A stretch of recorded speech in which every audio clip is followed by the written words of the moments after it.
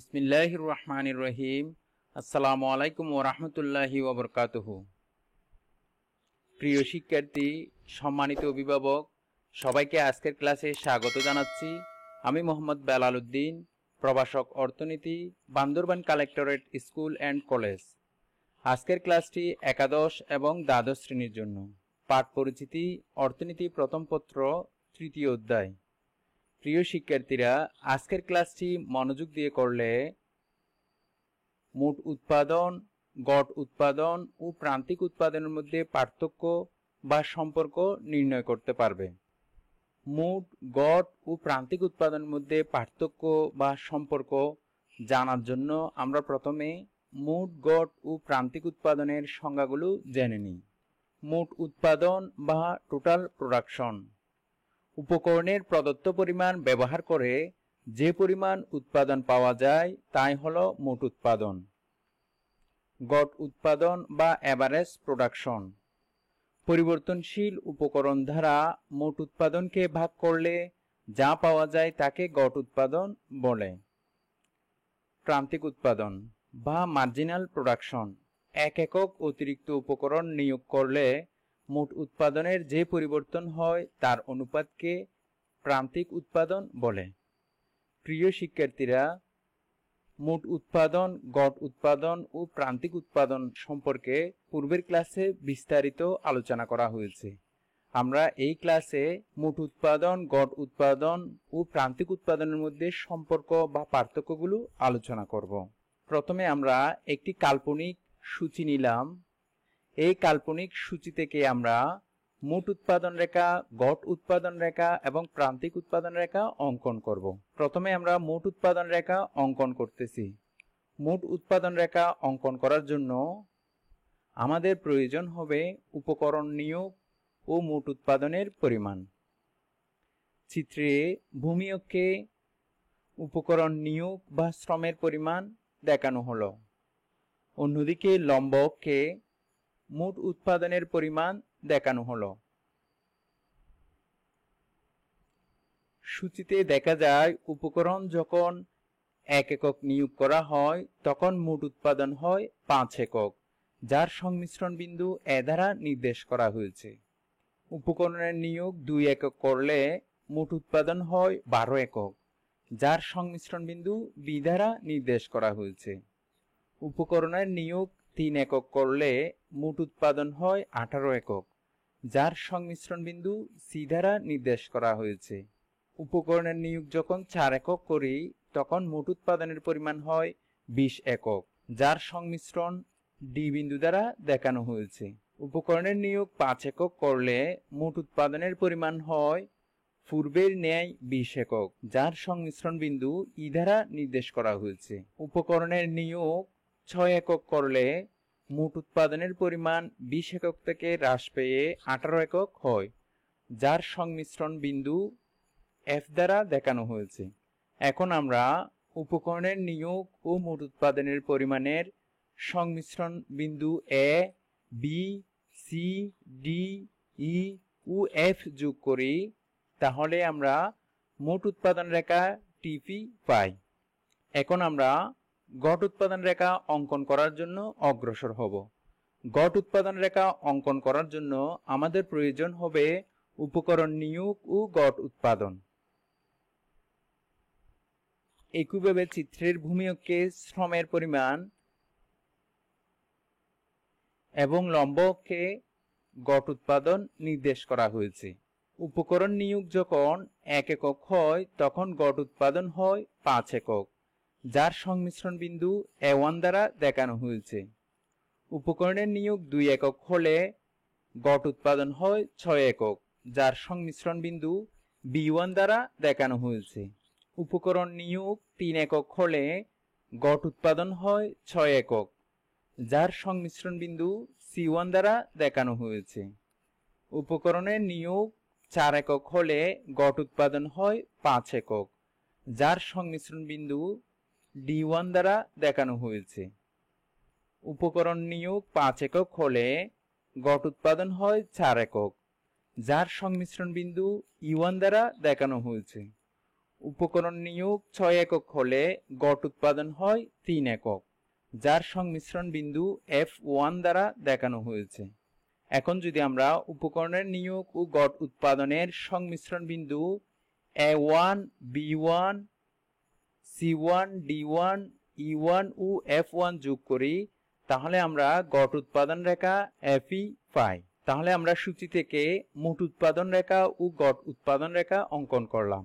এখন আমরা প্রান্তিক উৎপাদন রেখা অঙ্কন করার জন্য অগ্রসর হব।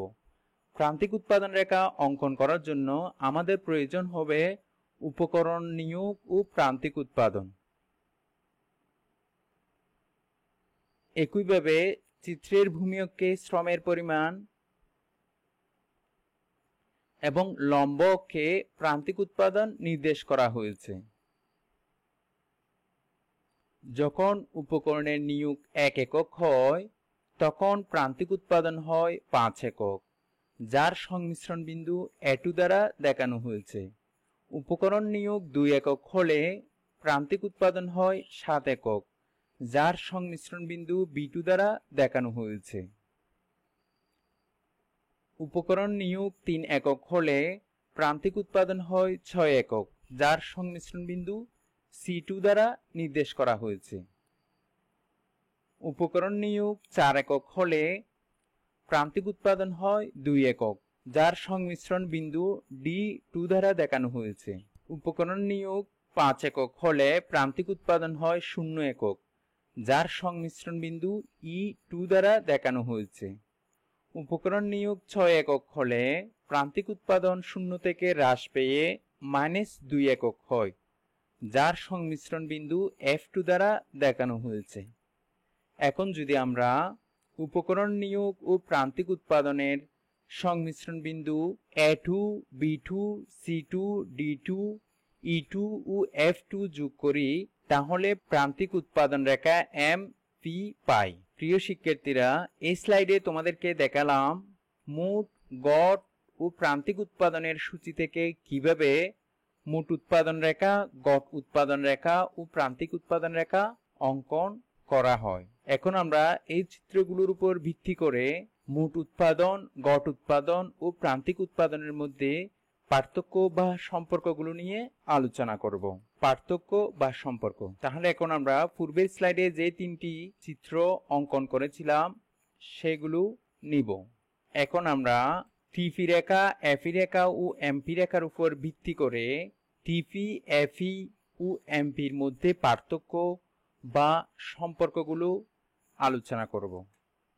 প্রিয় শিক্ষার্থীরা, একটু মনোযোগ দিয়ে দেখলে মোট উৎপাদন, গড় উৎপাদন ও প্রান্তিক উৎপাদনের মধ্যে যে পার্থক্য বা সম্পর্ক সেগুলো মুখস্থ করতে হবে না, তোমরা নিজেরাই বানিয়ে লিখতে পারবে। যেমন চিত্রে দেখো, যখন আমরা প্রথম দিকে উপকরণ নিয়োগ করি তখন মোট উৎপাদন, গড় উৎপাদন ও প্রান্তিক উৎপাদন বৃদ্ধি পায়। তাহলে 1 নম্বর পার্থক্য কি বলো? হ্যাঁ, 1 নম্বর পার্থক্য হচ্ছে উপকরণ নিয়োগের প্রথম দিকে মোট উৎপাদন, গড় উৎপাদন ও প্রান্তিক উৎপাদন উভয় বাড়তে থাকে, যা চিত্রে অ্যানিমেশনের মাধ্যমে দেখানো হয়েছে। এখন আমরা 2 নম্বর পার্থক্য দেখব। পার্থক্য 2, মোট উৎপাদন যখন ক্রমবর্ধমান হার থেকে ক্রমহ্রাসমান হারে মোট নেই তখন প্রান্তিক উৎপাদন সর্বোচ্চ হয়। অর্থাৎ চিত্রে দেখো, বি বিন্দুর আগে মোট উৎপাদন ক্রমবর্ধমান হারে বৃদ্ধি পেয়েছে, অর্থাৎ উপকরণ যে হারে বৃদ্ধি করা হয়েছে উৎপাদন তার তুলনায় বেশি হারে বৃদ্ধি পেয়েছে। আবার বি বিন্দুর পরে মোট উৎপাদন ক্রমহ্রাসমান হারে বৃদ্ধি পেয়েছে, অর্থাৎ উপকরণ যে হারে নিয়োগ করা হয়েছে উৎপাদন তার তুলনায় কম হারে বৃদ্ধি পেয়েছে। তাহলে দেখো, বি বিন্দুর আগে মোট উৎপাদন ক্রমবর্ধমান হারে বৃদ্ধি পেয়েছে, বি বিন্দুর পরে মোট উৎপাদন ক্রমহ্রাসমান হারে বৃদ্ধি পেয়েছে।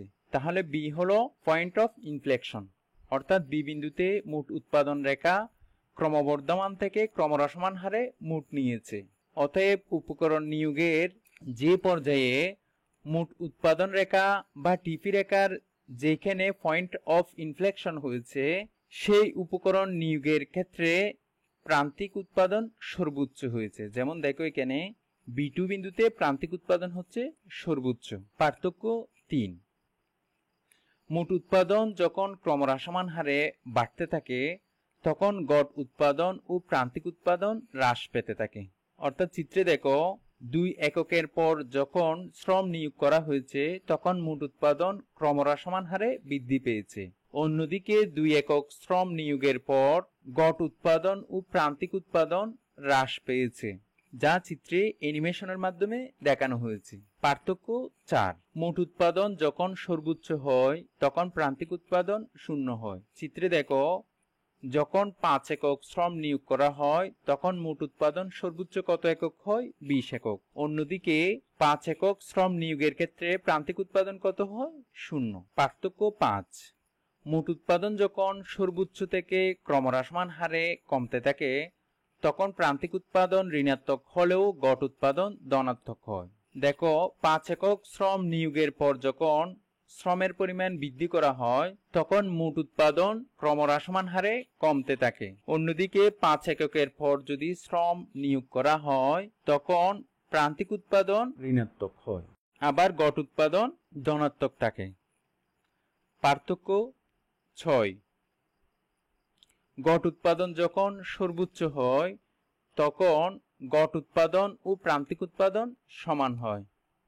অর্থাৎ চিত্রে দেখো যখন শ্রমের নিয়োগ 3 একক হয় তখন গড় উৎপাদন সর্বোচ্চ কত হয়? 6 একক। অন্যদিকে প্রান্তিক উৎপাদনও কত হয়? 6 একক। তার মানে গড় উৎপাদন যখন সর্বোচ্চ হয় তখন গড় উৎপাদন ও প্রান্তিক উৎপাদন সমান হয়। পার্থক্য 7। গড় উৎপাদন ও প্রান্তিক উৎপাদন যখন বৃদ্ধি পায় তখন গড় উৎপাদনের তুলনায় প্রান্তিক উৎপাদন অধিক হারে বৃদ্ধি পায়। আবার গড় উৎপাদন ও প্রান্তিক উৎপাদন যখন হ্রাস পায় তখন গড় উৎপাদনের তুলনায় প্রান্তিক উৎপাদন অধিক হারে হ্রাস পায়। প্রিয় শিক্ষার্থীরা, চিত্রে দেখো যখন শ্রমের নিয়োগ 0 থেকে 2 একক পর্যন্ত করা হয় তখন গড় উৎপাদন ও প্রান্তিক উৎপাদন উভয় বৃদ্ধি পায়, তবে গড় উৎপাদনের তুলনায় প্রান্তিক উৎপাদন অধিক হারে বৃদ্ধি পায়।